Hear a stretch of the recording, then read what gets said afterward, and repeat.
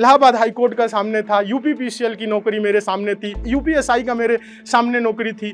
5 government job छोड़ के YouTube पे हम पढ़ाने का निर्णय किए। मेरे बड़े भाई काफ़ी नाराज़ हो गए हमसे, कहे कि नौकरी ज्वाइन करो, ये यूट्यूब का कोई पता नहीं है, इस पर क्या है, तुम्हारे पास कोई सर्टिफिकेट है, कोई कागज़ है क्या। मेरे दिमाग का मतलब समझ लीजिए प्रेशर इतना था कि कुछ समझ में नहीं आ रहा था। बस यही आ रहा था कि जो अपना जीवन है इसे हम समाप्त कर दे, आत्महत्या कर ले, ट्रेन के सामने चले जाए, बस काम समाप्त हो जाए। नमस्कार, मेरा नाम अजय सिंह है। आप हमें एसएससी मेकर यूट्यूब चैनल के माध्यम से जानते होंगे। एसएससी मेकर पे 10 मिलियन से ज़्यादा स्टूडेंट्स जुड़े हैं और मैं एसएससी मेकर यूट्यूब चैनल का फाउंडर हूं और एक शिक्षक हूं। एसएससी मेकर के जरिए हमने लाखों बच्चों को सरकारी नौकरी तक पहुंचाया है। लेकिन आज हम इस जोश टॉक के प्लेटफॉर्म के माध्यम से हम अपनी जर्नी के बारे में बताने वाले हैं जो आज तक आप लोगों ने कभी नहीं सुनी होगी। और साथ ही हम उन सरकारी नौकरी की तैयारी करने वाले विद्यार्थियों के लिए भी 3 बातें बताऊंगा जो उनकी सरकारी नौकरी की सफर को आसान बनाएंगी। मेरे दादाजी जो थे यूपी पुलिस में इंस्पेक्टर थे और परिवार बहुत ही अच्छे तरीके से चल रहा था। लेकिन सन 2000 में दादाजी की अचानक मृत्यु के कारण घर में समझिए एक स्थिति बहुत ही खराब हो गई थी उस समय। उसके बाद से सारा लोड समझ लीजिए पिताजी के ऊपर आ गया। पिताजी ने घर को बहुत ही अच्छे तरीके से संभाला। हम 5 भाई और 2 बहनों को पढ़ाई भी हम लोगों की बहुत ही अच्छे तरीके से चल रही थी। सभी भाई बहन पढ़ने में भी ठीक थे और सारी चीज़ें अच्छे से चल रही थी। 2006 में अचानक पिताजी की तबीयत खराब हुई, जाँच कराया गया तो उस समय उनको हेपेटाइटिस बी निकला। तो हेपेटाइटिस बी निकला तो हम लोग काफ़ी इलाज कराए, काफ़ी परेशान हुए परिवार वाले और उस समय 2007 में हम लोगों को छोड़ के चले गए।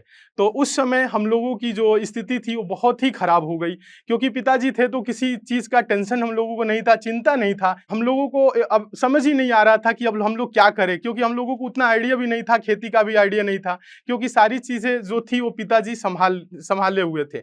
तो फिर ऐसे करके बड़े भैया मेरी जिम्मेदारी लिए घर का, वो चीज़ घर का है कि हम चला लेंगे और मुझसे 3 भाई बड़े हैं जिनमें सबसे बड़े वाले भैया घर देखने लगे और 2 भाई जो मुझसे बड़े हैं वो दिल्ली जाके फैक्ट्री में काम करने लगे ताकि कुछ पैसे आए, बाहरी इनकम का सोर्स हो ताकि घर चल सके।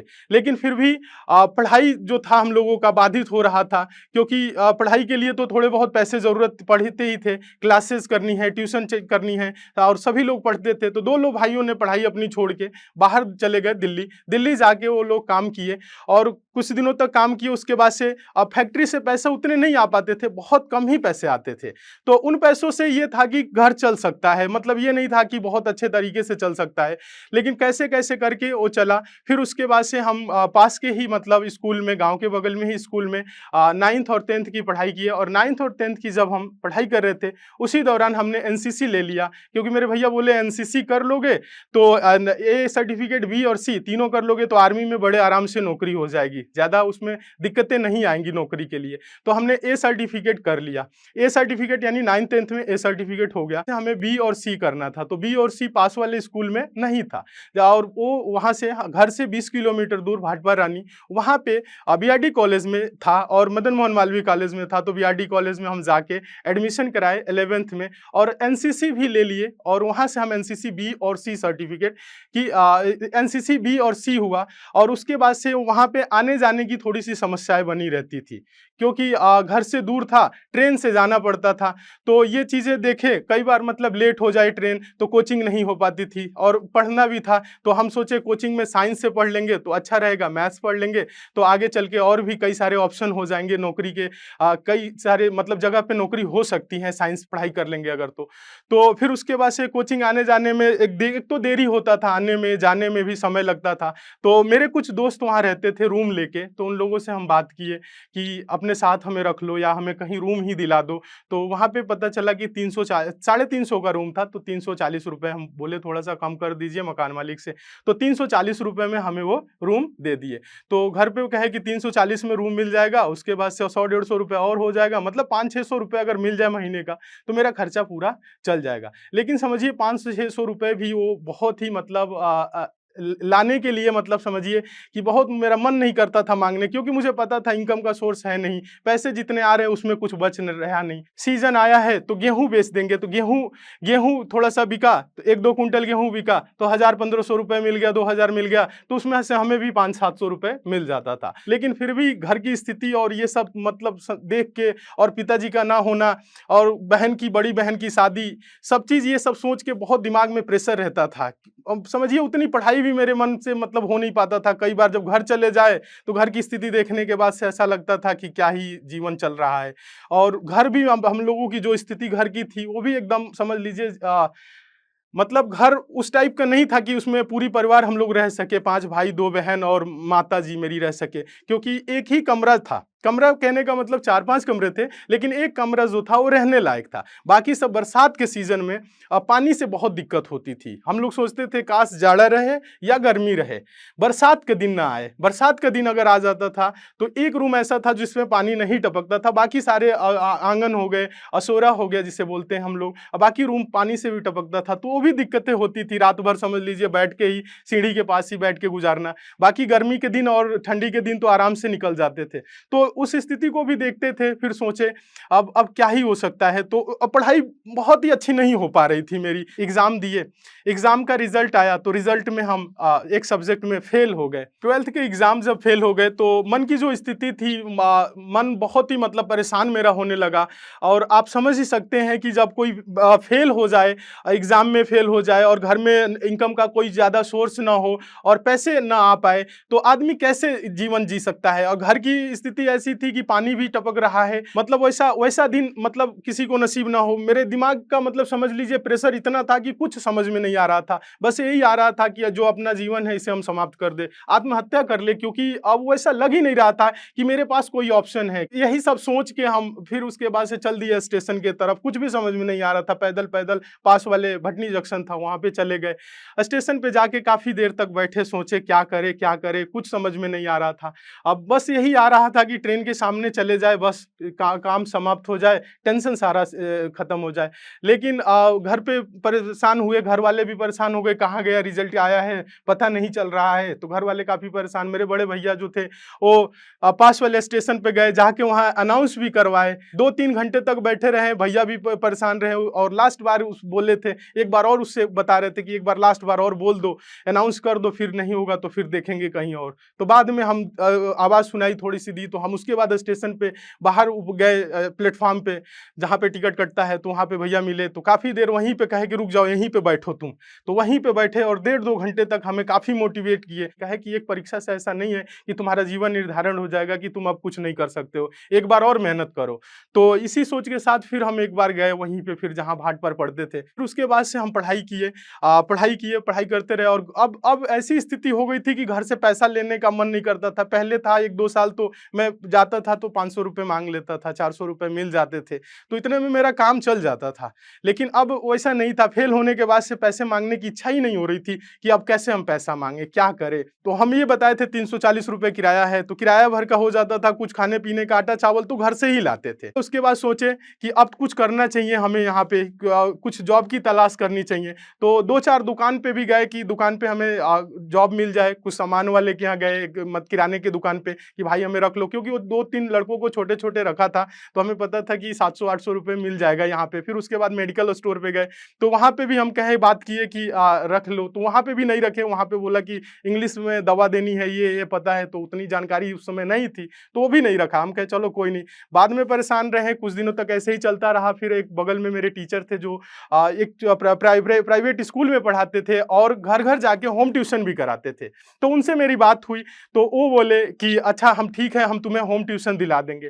तो वो बहुत ही अच्छे इंसान जो हमें 2 जगह पे होम ट्यूशन दिलाए। एक जगह पे दिलाए तो वहाँ 500 रुपये मिलता था, 2 बच्चे थे, और एक जगह 3 बच्चे थे, 150 रुपये, 450 रुपये में मिलता था। तो 950 रुपये मेरे लिए बहुत ही अच्छा था, बहुत पर्याप्त था। उस समय समझिए मानो एक मुझे कुछ नौकरी मिल गई, खुशी मिली, बहुत ही अच्छा लगा कि हाँ अब 950 रुपये है, इसमें हम बहुत अच्छा कर सकते हैं। फिर उसके बाद से एग्ज़ाम आया, एग्ज़ाम दिए, उसके बाद से हम सेकंड डिवीज़न से पास हो गए।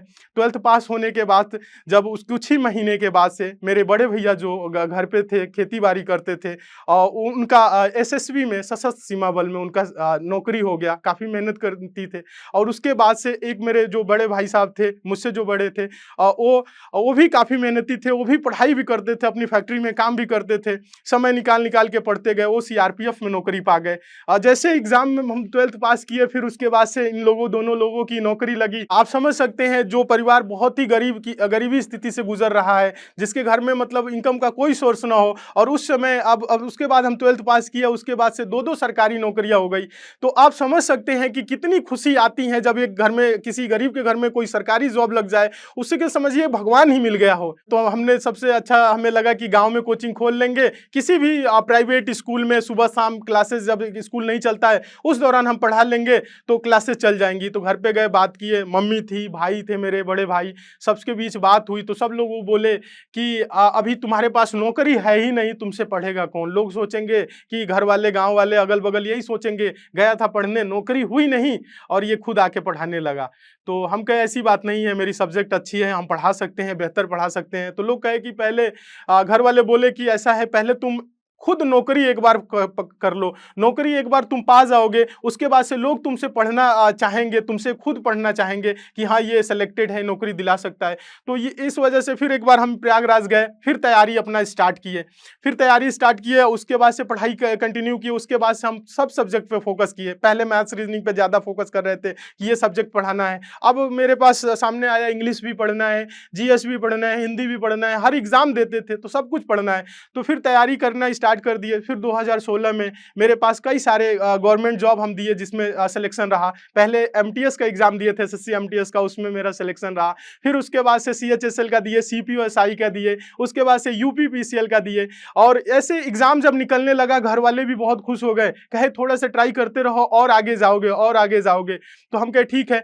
तो ये चीजें चलती रही। 2017 में क्या हुआ, 2016 में हम फॉर्म भरे थे यूपीएसआई का, तो यूपीएसआई की एग्जाम की भी हम तैयारी साथ में ही कर रहे थे। 2017 में हमने यूट्यूब चैनल स्टार्ट किया, क्योंकि हमें पढ़ाने का शौक था और इतने मतलब पैसे नहीं हो पा रहे थे कि हम प्रयागराज यानी इलाहाबाद में कोचिंग खोल सके। तो पढ़ाने का शौक था, हम सोच रहे थे कि पढ़ाए, क्योंकि कोचिंग में जब पढ़ते थे टीचर अब्सेंट रहते थे, उस दौरान भी हम क्लासेस में कभी कभी क्लास ले लेते थे। एक्सपर्ट का भी काम कई कोचिंग में किए। तो टीचर जिस दिन अब्सेंट रहे या टीचर लेट आते थे, उस दौरान हम कुछ क्वेश्चन पीछे का रिवीजन कराते थे। तो बच्चे बहुत खुश होते थे, क्या गजब का बता रहे हैं, कि बहुत ही शानदार मेथड है, बहुत ही अच्छे तरीके से एक्सप्लेन कर रहे हैं। तो हमें लगता था कि हम पढ़ा सकते हैं, बच्चों को पढ़ा सकते हैं, स्टूडेंट को हम पढ़ा सकते हैं, मेरे अंदर वो काबिलियत है। तो यही सब सोच के हमने देखा कि यूट्यूब पे भी कुछ टीचर पढ़ा रहे हैं, अच्छे कर रहे हैं। तो 2017 अगस्त में हम चैनल बनाए एसएससी मेकर के नाम से। उस समय एसएससी मेकर नाम नहीं था, नाम दिमाग में चल नहीं रहा था, लेकिन पढ़ाना मुझे एसएससी के ही बच्चों को था, इसलिए हमने चैनल का नाम एसएससी मेकर रख दिया। और एसएससी मेकर रख के और उसके बाद से हम उस पर कंटिन्यू वीडियो दिए। उस पर पहले 5-7 वीडियो दिए, तो 5-7 सब्सक्राइबर जो मेरे दोस्त थे, जो लॉज में रहते थे, उन्होंने ही सब्सक्राइब किया था, व्यू नहीं आता था।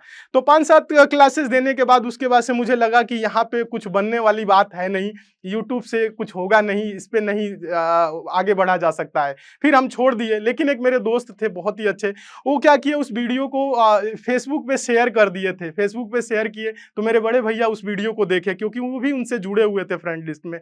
तो वीडियो देखे, उसके बाद मेरे पास फोन किए, कहे बहुत अच्छा पढ़ाते हो, ऐसे ही तुम और वीडियो डालो, उस पर लगातार उस पर क्लासेस देते रहो, बच्चे समझ रहे हैं, कमेंट देखो, अच्छा है। तो हम कहे ठीक है, कोई दिक्कत नहीं है, वीडियो देंगे उस पर, क्योंकि उस समय 40, 50, 60 यही व्यूज आता था, उससे ज़्यादा जाता ही नहीं था। तो उसके बाद हम काफ़ी दिनों तक उससे छोड़े रहे, 2-3 महीनों तक हम उस पर क्लास नहीं दिए। फिर उसके बाद से हमने इलाहाबाद हाईकोर्ट में जूनियर असिस्टेंट पद पे वैकेंसी आई, तो उसके लिए हम भी चाह रहे थे कि फॉर्म भर दें और तैयारी उसकी हम करें। तो उसके बाद से क्या हुआ, जूनियर असिस्टेंट के लिए हम फॉर्म भरे और उसकी सिलेबस जो होती है, क्या क्या पढ़ना है, कैसे पढ़ना है, इसमें कैसे एग्जाम आते हैं, उसकी हम वीडियो बना के डाले। वो वीडियो बहुत अच्छी चली, मतलब 2-4 दिनों में लगभग वो 70,000 व्यू उस पर आ गए। और उस समय चैनल 10,000 1000 व्यू पे मोनेटाइज होता था और चैनल भी मोनेटाइज हो गया। उसके बाद से उसमें से समझिए कुछ पैसे भी आने लगे, इतने पैसे हो गए थे उस समय, समझिए 10-12 हज़ार रुपए आते थे। तो यहाँ इलाहाबाद रहने का एक खर्चा भी निकल रहा था और उसके बाद से हम क्या उस पे कंटिन्यू क्लासेस देने लगे। 2017 में चैनल ग्रो करने लगा। क्लासेस उस पे जो भी क्लासेस देते थे बच्चों को बहुत पसंद आता था। जो भी स्टूडेंट पढ़ते थे नीचे कमेंट बहुत अच्छे रहते थे। तो हमें काफ़ी मोटिवेशन मिलता था कि हम पढ़ा रहे हैं, बेहतर पढ़ा रहे हैं, क्यों ना इसको और आगे कंटिन्यू करें। फिर उसके बाद से ऐसे ही आगे जारी रहा। 2018 में रेलवे की नोटिफिकेशन आई, रेलवे ग्रुप डी की। तो रेलवे ग्रुप डी के लिए पढ़ाए, उसमें लाखों स्टूडेंट हमसे जुड़े और लाखों स्टूडेंट पढ़े और सिलेक्शन भी लिए। उस दौरान चैनल बहुत ही अच्छा चलने लगा और उसी दौरान मेरे पास ऑप्शन थे government job, Allahabad high court का सामने था, यूपीपीसीएल की नौकरी मेरे सामने थी, यूपीएसआई का मेरे सामने नौकरी थी कि हम अब करें कि ना करें, ये चीज़ मन में असमंजस चल रहा था। तो घर में काफ़ी विचार विमर्श हुआ। मेरे बड़े भाई काफ़ी नाराज़ हो गए हमसे, कहे कि नौकरी ज्वाइन करो, ये यूट्यूब का कोई पता नहीं है, इस पे क्या है, तुम्हारे पास कोई सर्टिफिकेट है, कोई कागज़ है क्या कि तुम ये हो, ऐसे हो, या पैसा तुम्हें आते रहेंगे जीवन भर, या तुम बच्चों को पढ़ाते। हम कहे पैसे की बात नहीं है, बात ये है कि हम सिलेक्शन दे रहे हैं, नौकरी बच्चों की हो रही है। हम लोग भी गरीबी देखे हैं और उस स्थिति से कोई बच्चे जब पढ़ के निकल रहे हैं और नीचे कमेंट कर रहे हैं तो बहुत अच्छा लगता है। उस समय मेरे पास 5 गवर्नमेंट जॉब थे। 5 गवर्नमेंट जॉब छोड़ के यूट्यूब पे हम पढ़ाने का निर्णय किए और यही निर्णय रहा जो आज हम आपके सामने अपनी कहानी बता रहे हैं।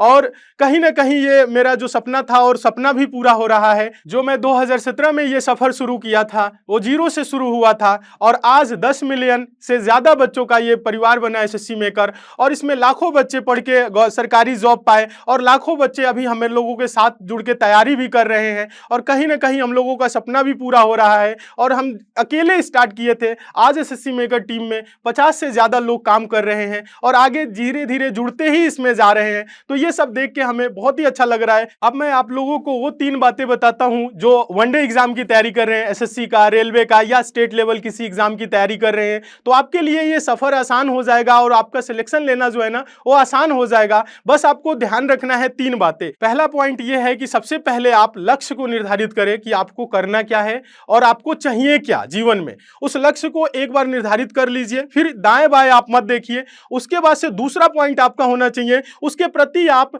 लगातार मेहनत कर रहे हैं, कंटिन्यू मेहनत करते रहिए। आपको ज्यादा इधर उधर भटकने की जरूरत नहीं है। जब लक्ष्य निर्धारित हो गया है उस पर आप दूसरी जो आपकी पॉइंट है वो लगातार उसके प्रति आप आगे बढ़ते जाइए लक्ष्य के पास पहुंचने के लिए।